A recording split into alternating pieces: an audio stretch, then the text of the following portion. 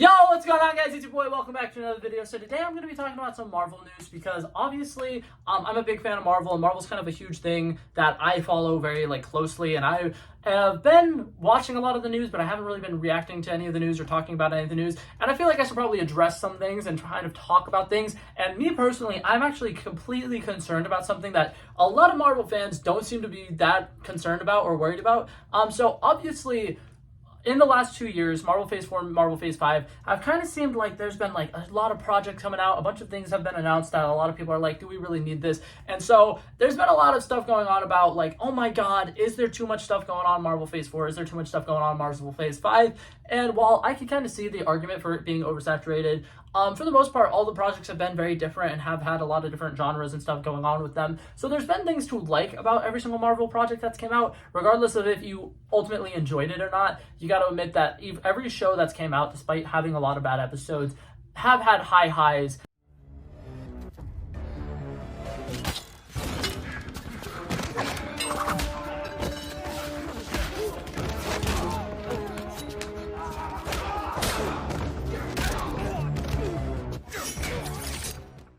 And yes, there's been lower lows than we're used to, but it's going to happen when they have this much content going out at this rate, and it's very obvious that they're trying to cut back on that now. And there's been a lot of content and stuff that's been coming out that we feel like haven't been fully produced and that we feel like have been kind of rushed to the screen. And I kind of wanted to come here and talk about Marvel Phase 4 and Marvel Phase 5 because as of right now, I'm a really big defender of Marvel Phase 4. I think that Marvel Phase 4 was really, really good. I think that some of the highest highs of Marvel Phase 4 beat some of the highest highs of Marvel Phase 3 and Marvel Phase 2, Marvel Phase 1. So I, for one, am a big fan of what Marvel's doing right now. I think that everything that they're doing right now makes sense. But there is one piece of news that came out in the last couple of weeks that I'm a little terrified about. So if you guys have not heard, there's been a lot of scoopers who have posted online about Marvel's upcoming slate and how there's been a lot of dates that are being moved around.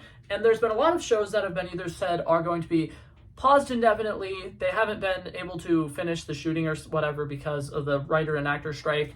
Or there's been shows that have been reportedly done for a decent amount of time that are just completely not being scheduled right now. And that's the one show that I really want to talk about. So Marvel Phase 4, Marvel Phase 5, they had a lot of interesting projects coming out. The introduction of Disney Plus related TV shows and the special presentations and stuff like that were kind of a really big deal. I feel like after Endgame came out, Kevin Feige decided that he was going to go ahead and put all their eggs in one basket here and kind of really rely on Disney Plus TV shows to keep the characters who we liked from the movies going forward. Because since then, the majority of the movies we've gotten have been a Black Widow movie about a character who is already dead, a Shang-Chi movie, which was introducing a new person, Eternals, which was introducing a new group. We had Thor 4, which was the only big-time movie that was starring a returning actor who's kind of been around for a while. Then we have two characters who were introduced in Phase 3, got their movies, Spider-Man No Way Home and Doctor Strange Multiverse of Madness. And then there was one that came out this year. What was it? Ant-Man and the Wasp: Quantumania, which I'm not going to say it was absolutely terrible, but it wasn't great. It really was not great. So movie-wise, they've done a decent job of kind of bringing back people who we know and like from the first movies. But something that was really exciting about the Disney Plus TV shows was the majority of them were following characters who we already knew and loved from the movies, right? We had Wanda and Vision, we had Falcon and Winter Soldier, we had Hawkeye, and wow, they had really unoriginal names, the shows. Those are the names of all those shows. And then Loki is also, the name of his show. It's cute. It works. It's fine. It's quirky. I like the fact that they're like, oh, we got this working title. It's just Loki's name. What should we make? What should we name the actual show? Just name it Loki. Okay, yeah, that works. We also got a Hawkeye show coming out. What should we call it? I like Hawkeye. I think Hawkeye works. Okay, yeah. We're doing a show about Wanda and Vision. We could do WandaVision. Okay. Do you think people are gonna catch on that we're uncreative with these names? No, I don't think so. Okay. We also have a Falcon show with Winter Soldier. What should we call that? Falcon Winter Soldier. No, that's too similar. People are going to catch on. What if we name it Falcon and the Winter Soldier? Bingo. That's good. I like it. Honestly, as much as I like to make fun of it, it works. And honestly, Star Wars is kind of doing the same thing. Book of Boba Fett is the one where it kind of changes the whole it being the person's name, but Mandalorian is about the Mandalorian. Ahsoka is about Ahsoka. Marvel's not alone. in the uncreative names. And the majority of Pixar movies, Toy Story, Cars, not not Pixar, but Planes. Anyways, I'm getting so off topic. I just had a rant about the names because I think that it's the funniest thing that they don't really have creative names. And the one time they're trying to do a creative name, Agatha Coven of Chaos, it's now Agatha Coven of Chaos, then Agatha House of Harkness, and now Agatha the Darkhold Diaries. We see why they just picked the name. Clearly, they are too indecisive to come up with the full movie title or TV show title. But God, that's honestly kind of embarrassing. It's kind of embarrassing. But okay. Anyways, I got so off topic. I gotta get back to what I was talking about. So part of the reason the original shows worked is because they were basing them off of characters we already knew from the movies. People who are always kind of side characters. We kind of were like, man, I kind of wish that we got more time with this character. Like Falcon was very interesting. Anthony Mackie's portrayal of him was a fun character. Sebastian Stan as Bucky, we never really fully got to dive into like a lot of the Winter Soldier stuff and how he was fully traumatized through that. And so seeing them get their show together, it made sense. It was cool. It was definitely something that people were interested in and people were invested in enough to go watch the show. And I feel like since then, Marvel's kind of learned the wrong lesson because instead of having their shows be about people who we as fans are already invested in, they're trying to make shows that are introducing characters who we don't fully know yet. I feel like Ms. Marvel and She-Hulk is the best example of this. Two origin stories that obviously work as TV shows, but feel like they could have also had potentially been just movies or characters who were introduced like Black Panther or Spider-Man, where they're introduced in different movies and they're just kind of given a light origin story when it comes to their own movies. Ms. Marvel and She-Hulk, in my opinion, are both characters that definitely could have had that. I feel like Moon Knight is one of the few exceptions where like him getting his whole show makes sense because it's a very standalone thing. It's kind of a completely different side of the Marvel Cinematic Universe. So I like what they did with Moon Knight.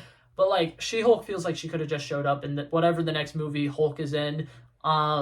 Ms. Marvel, I feel like if you just introduce her in the Marvels, it'd probably be perfectly fine. Anybody who's planning on watching the Marvels who hasn't seen the show Ms. Marvel, you'll probably be perfectly fine. All you really need to know is that she has a bangle that was given to her from her grandmother that kind of unlocked powers inside of her, but they think that she's a mutant and the bangle only helped her unlock the powers, but she had the powers the entire time. There you go. That's everything you need to know about Ms. Marvel going into that show. Going into that movie. But now, something that's really weird is they're starting to do shows like Echo, where it's like, it's not a character we really know. It's not a character so a lot of people would be interested in seeing. And as much as I really like seeing the like street level New York and seeing some of the like smaller scale stuff like that, this show kind of feels like they're just trying to use diversity to kind of get them more attention and get them more money. Because making a show about a character who is Native American and making a show about somebody who has disabilities, it is really cool in concept, but it also almost feels like something that you wouldn't expect Marvel to do unless they get that kind of like applause for doing something new and being the first superhero movie to like star this kind of character or whatever. I definitely think that it has potential to be a good show. I'm not by any means saying it doesn't. But at the same time, I feel like a lot of the stuff that they could do with Echo, they could have potentially tied into Daredevil Born Again, especially if Daredevil Born Again is going to be 18 episodes long. It just feels like a lot of these projects that they're working on right now are just kind of filler things. They're things that they're like, oh, we can cash in on this random character. And it, not to like touch on Star Wars again like that, but Andor was a pretty damn good show, right? It's something that was very successful. Well, no, I don't think it was very successful, but a lot of Star Wars fans really enjoyed it. And it's about just a random side character. And I feel like Marvel sees success and stuff like that and starts to greenlit similar projects where they're like, oh, there's this guy who was randomly in this show. We should throw them into their own show, like Agatha Coven of Chaos, which that one to me, say what you want, I'm definitely biased towards Catherine Hahn. Catherine Hahn is somebody who can definitely lead her own TV show. She is a proven actress. She's somebody who's been in the industry for a really, really long time. She's super comedic, and she's also been able to prove that she can play more stoic roles and, like, not necessarily stoic roles, but somebody who can, like, play mischievous. Like, she kind of seems like a wild card, like, Loki-esque character who could be a lot of fun, and I definitely think would be very interesting to watch in movies and shows coming forward. But once again, don't know necessarily if she needed to have her own show. I kind of agree with the people who are like, they should have just done a Witches Road special presentation, which supposedly might still be a thing that's coming out, and just had her as kind of one of the main characters in it. I completely agree with that. I feel like there's a lot of exciting things about that show, but at the same time, it feels really weird that she's getting her own show. But now to talk about the main thing that I actually want to talk about in this video. It's almost 10 minutes into the video and I haven't talked about it. Ironheart has supposedly been removed from the schedule, which doesn't necessarily mean it's not coming out. It doesn't mean it's being canned. It just means that they probably don't know when they're going to upload it or post it. That's scary to me. Because in my opinion, of all of the Disney Plus TV shows that were scheduled to come out, that one to me seemed the most interesting. And it also seems the most like in favor of what Marvel should be trying to do right now, because Marvel really needs to capitalize off of characters who've been in movies who fans were big fans of. And aside from like complaints about her look when she had the CGI suit at the end of the movie, I don't know a single person who did not enjoy the character of Riri Williams Ironheart. I think that she has potential to be one of the best characters in the upcoming MCU, and the fact that her show might be getting canned kind of really upsets me, because she's a character who, in my opinion, has a lot of potential. I think that if they do Young Avengers, she could be one of the leading faces on that team, and I feel like her having her own show makes a lot of sense. Like I said, she was somebody who was introduced in the movies, which, in my opinion, is all the people who are getting shows should be people who are introduced in movies, because it makes people who watch the movies and enjoy these characters feel like they're more invested to go watch the show, because as good of a show as WandaVision was, and as good of a show as Hawkeye was, I feel like a lot of people who watched those shows watched it because, oh, it has Scarlet Witch in it. Oh, it has Hawkeye in it. They're not going to be as interested in, oh, this is a side character that was just in this show. Whereas Ironheart, for one, has Anthony Ramos playing the villain. I know that I'm incredibly biased towards any actor who is in Hamilton, but Anthony Ramos is one of the most entertaining people ever. He is so fun. Transformers Rise of the Beast would have probably sucked if he was not the main actor in it.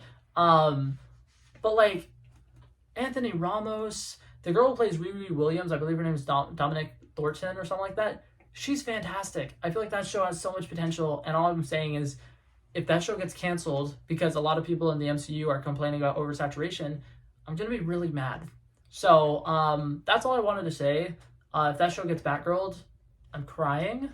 But yeah, I just wanted to come on here, make that quick video, talk about Marvel Phase 4, Marvel Phase 5. Like I said, I think that there's a lot of potential for Marvel to really like fix things. I think that Captain America 4 and the Thunderbolts movies, if they're connected in any way, shape, or form, it probably will help anybody who's been having doubts about Marvel Phase 4 and Marvel Phase 5, because I get the complaints right now that like things are all over the place, but like all they need is like one story to kind of like tie everything together, and I think that those two movies have the potential to do it. But yeah, that being said, that was it for this video, guys. Hopefully you guys enjoyed it. I love and appreciate you guys so much for coming by and checking this out. If you liked the video, feel free to leave a like. Feel free to leave a comment if you have anything that you want to comment on. If you have a disagreement, anything like that, just let me know. But that being said, I'm going to head out. Peace out. Bow. Bow. Bow. He wanted me to trouble first, I did this. We planned a day, and then we did this. Want to be in love with the girls with the kisses. Don't give a damn, I'll rid this. I like this when I run the distance. I run a 5K, you go ballistics. I want to live within the business. Buy more than what's on the clearances.